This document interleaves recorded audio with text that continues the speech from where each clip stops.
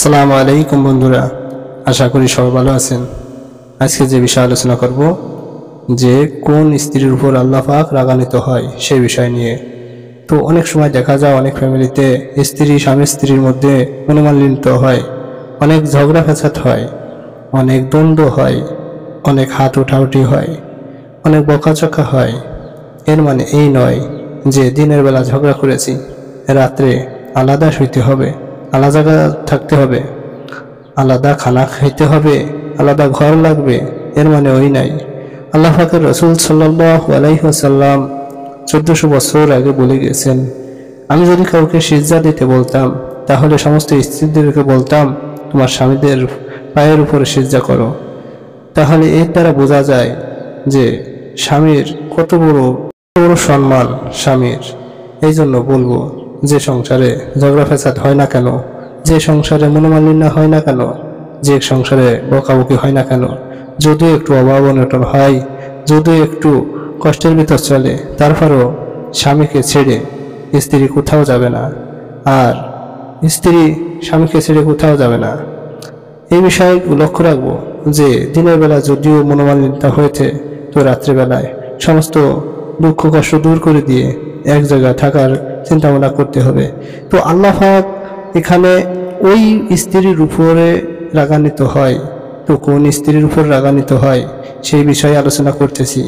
তো যদি কোনো স্বামী, আমরা মনোযোগ দিয়ে শুনব, যদি কোনো স্বামী তার কাম বাসনার জন্য, তার যৌন চাহিদা মেটানোর জন্য তার স্ত্রীকে বিছনায় ডাকে, সহবাসের জন্য আগ্রহ করে, আর আগ্রহের জন্য বিছনায় ডাকে, যদি কোনো স্ত্রী ওই ডাকে সাড়া না দেয়, ওই ডাকে গুরুত্ব না দেয়, যদি অজুহাত খোঁজে, বিনা কারণে যদি রাগ করে চলে যায় যে তোমার ডাকে আমি আজকে সাড়া দিতে পারছি না, আমার এটা সেটা মিথ্যে প্রবঞ্চনা দেয়, এরপরে ওই স্ত্রী রাগ করে যে যখন সমানায় এদিক সেদিক অন্য রকমের আলোচনা করে, অনেক বিভেদ ঘটায়, এরপরে ওই স্ত্রী স্বামীর থেকে দূরে যায়।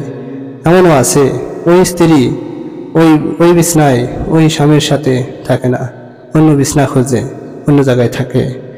তো ওই সময় যদি ওই স্বামী ওই স্ত্রীর উপরে যদি রাগ করে, আর ওই স্ত্রী যদি স্বামীর ডাকে সারা তো দিনায় রাত্রে অন্য জায়গায় বিছনা করে থাকে, বিছনা ত্যাগ করে, স্বামীকে ত্যাগ করে, তাহলে যতদিন না পর্যন্ত ওই স্বামী ওই স্ত্রীর উপর খুশি না হবে, তাহলে ততদিন পর্যন্ত আল্লাহ পাক ওই স্ত্রীর উপরে রাগ করে থাকে।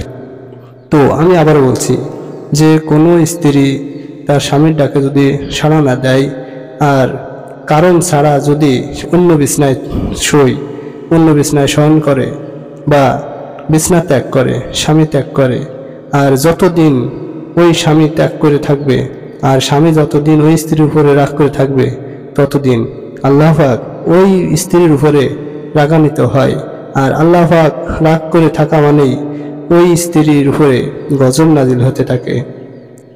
আর স্বামী যতক্ষণ না পর্যন্ত ওই স্ত্রীর উপরে খুশি না হয়, তত সময় পর্যন্ত আল্লাহ পাক ওই স্ত্রীকে মাফ করেন না। আর যখন আল্লাহ পাকের কাছে স্ত্রীর জন্য দোয়া করবে, হে আল্লাহ, আমার স্ত্রী ভুল করেছিল, আমি মাফ করে দিছি, তুমি মাফ করে দাও, তখন আল্লাহ পাক মাফ করে দেবে। আর ওই স্ত্রী যদি তওবা না করে, যাহা আমার স্বামী ডাকে সারাদিনই, অথচ নবী রাসূল সাল্লাল্লাহু আলাইহি সাল্লাম 1400 বছর আগে স্বামী সম্মানের কথা বলেছে, তাহলে আমি আজ কেন এই পাপটা করলাম, তো আল্লাহ আমাকে তুমি মাফ করে দাও, এভাবে যদি তওবা না করে, তাহলে ওই স্ত্রী যতই নামাজ কালাম পড়ুক না কেন, ওই কয়দিন স্বামী ওই স্ত্রীর উপর রাগ করে থাকবে। ওই স্ত্রী যতদিন না পর্যন্ত স্বামীর কাছে না আসবে, আর স্বামী ওই স্ত্রীর উপর যতদিন খুশি না হবে, ততদিন যদি নামাজ কালাম সবই পড়ে, তো ওই সব কিছু বরবাদ হয়ে যাবে। কারণ সে স্বামীকে ধোঁকা দিয়েছে, স্বামীর কথা শুনে নেই, স্বামীকে অমান্য করেছে ওখানে। এই জন্য বলবো যে মা বোনেরা আছি, যত ঝগড়া ফ্যাসাদ হোক না কেন, যত মনোমালিন্য হন না কেন, দিনের বেলায় যাই কিছু ঘটুক না কেন, রাত্রে বিছনা একই হতে হবে। একই বিছানায় শয়ন করতে হবে, আর স্বামীর যে খেদমত আছে সেটা করতে হবে, ভালোভাবে সাজগোজ করে স্বামীর পাশে যে বসতে হবে, একই বিছানায় শয়ন করতে হবে। স্বামী যদি ওই স্ত্রীকে তার মনোচাহিদার জন্য আকৃষ্ট করে, তাহলে সুন্দর করে সাজগোজ করে ওই স্বামীর কাছে আসতে হবে, তার মন কেড়ে নেওয়ার জন্য চেষ্টা করতে হবে। কোনভাবে সাজলে স্বামী খুশি হয়, কোনভাবে তার সাথে উঠা বসা করলে খুশি হয়, সেই চেষ্টা করতে হবে, যাহাতে করে স্বামী যদি কোনো স্ত্রীর উপরে খুশি হয়ে যায়, তাহলে ওই রোজ কিয়ামতের মাঠে ওই স্ত্রী নাজাত পেয়ে যাবে। এই জন্য বলবো যে মা বোনেরা আছি, যদি স্বামী কোনো সময় আপনার দিকে একটু ভালো নজরে তাকায়, তাহলে আপনার কল্যাণ। এজন্য কোনো ধরনের অশ্লীলতা কাজবাজ স্বামীর থেকে দূরে থাকবো না। আর স্বামী যখনই তার ওই মনের বাসনা কামনার জন্য আমাকে ডাকবে, ওই স্বামীর ডাকে গুরুত্ব দিতে হবে। এই জন্য সমস্ত মা বোনরা এই কথাটা স্মরণ রাখতে হবে যে স্বামীর ডাকে সাড়া না দিয়ে অন্য বিছানায় শয়ন করব না, আর যাহাতে করে আল্লাহ পাক বেজার হয়, এই বিষয়গুলো লক্ষ্য রাখবো। আর এই স্বামীকে সম্মানের সাথে দেখব, স্বামীর কথার গুরুত্ব দিব, আর আল্লাহর কাছে তওবা করে বাকি জিন্দেগিগুলো স্বামীর সাথে একসাথে সুন্দরভাবে চলার আহ্বান জানাচ্ছি ইনশাআল্লাহ।